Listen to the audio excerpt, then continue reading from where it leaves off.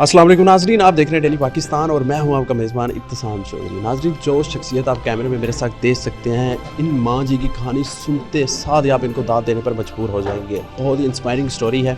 13 साल पहले इनकी शोहर की डेथ होगी, उसके बाद इन्होंने अपने बच्चों की कफालत करनी थी, परवरिश करनी थी, लेकिन इन्होंने हिम्मत नहीं हारी, किसी के आगे हाथ नहीं फैलाया। घर से ही होम कैफ़े के नाम से रेस्टोरेंट बनाया, जहाँ पर ये लोगों को सस्ता और मेयारी खाना बनाकर देती थी और उनसे अपने बच्चों की परवरिश करती थी।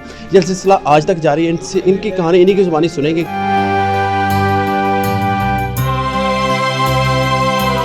माँ जी, कितनी उम्र है आपकी? मेरी तकरीबन 60 के करीब है। 60 के? जी। तो जब आपकी शोहर की डेथ हुई थी तब आपकी उम्र कितनी थी? मैं 13 साल पहले उनकी डेथ हुई। शोहर की डेथ किस तरह हुई? उनको फेफड़ों का कैंसर हो गया था, तो जो कुछ भी था उनकी गाड़ी शाड़ी जगह वगैरह जो भी था उन्हीं पे ही खर्च हो गया। जब आपने ये शुरू किया तो किस तरह किया और सबसे पहले कौन कौन सी डिशेस आपने बनाना शुरू की और कैसे बनाती? शुरू से ही जैसे घर में मेन्यू होता था ना, वही घर वाला ही सिस्टम अपना यहाँ से शुरू किया। दाल चावल बनाए, चिकन बनाया, बिरयानी बनाई, पुलाव बनाया, मटर पुलाव बनाया, करेले गोश्त बनाया। उसमें कोई मेकअप नहीं, कोई आर्टिफिशियल चीज़ नहीं, वैसा ही सेम टेस्ट जो था वो यहाँ पे रखा। जिस तरह आप अपने बच्चों के लिए बनाती थी वही दूसरों के बच्चों के लिए। वैसे ही माशाल्लाह सब बच्चे शौक से खाते हैं, आते हैं अपने पैक करवा के अपने दोस्तों के लिए। उनके पेरेंट्स आते हैं देखने के लिए, खाते हैं, यहाँ पे चेक करते हैं कि हमारे बच्चे क्या खा रहे हैं। शुक्र है अल्लाह का कि सब लोग खुश हैं, तो मेरा उनके साथ बिहेवियर भी बच्चों वाला ही होता है।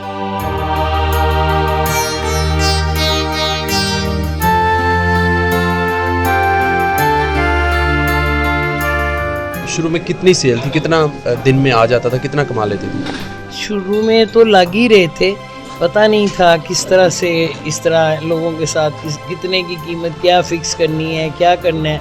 फिर यहाँ पे बाइट से इधर उधर से पता किया कि कौन सी प्लेट कितने की है, क्या है, रोटियाँ कितने की हैं, इतना, या आहिस्ता आहिस्ता फिर ये इन चीज़ों का पता चलता गया। हमने सेलेक्ट कर ली कीमत। सेल का आज तक नहीं मुझे अंदाज़ा हुआ। मुझे ये होता है कि हमारे जो सामान है वो जितने का आया उससे ये 2-4 हज़ार रुपये बढ़ गया। तो बिजली का बिल है, ये गैस है, इस तरह कि ये चीज़ें पूरी हो रही हैं, हमें जमा करने का कोई शौक़ नहीं है। बस अल्लाह ताला इतनी सेहत दे दे कि मैं अल्लाह का घर देख लूँ, ये मेरी आखिरी ख्वाहिश है। ज़िंदगी आपकी ख्वाहिश है? ये मेरी ख्वाहिश है और आप सबसे गुजारिश भी है कि आप मुझे अपनी दुआओं में याद रखें और मैं अल्लाह के घर ज़रूर जाऊँ। ज़रूर, इंशाल्लाह आप ज़रूर जाएंगी और हमारी दुआ है, तहे दिल से दुआ है। बहुत सारी ऐसी माएँ हैं जो आपकी तरह के ही हालात उन्होंने फ़ेस किए होंगे, आपकी तरह के ही हालात उनकी ज़िंदगी में आए होंगे और अभी तक शायद वो फ़ेस कर रहे हो। क्या उनको क्या पैगाम देना चाहिए?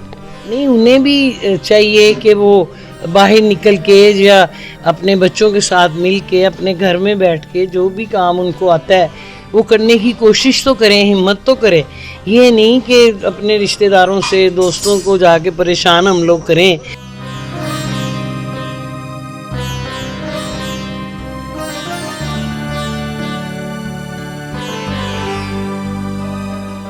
पैगाम है उन औरतों के लिए भी जो इस तरह के हालात फेस करती हैं, उनको इन हालात में हिम्मत नहीं हारनी चाहिए। अल्लाह ताला की ज़ात पर भरोसा करना चाहिए।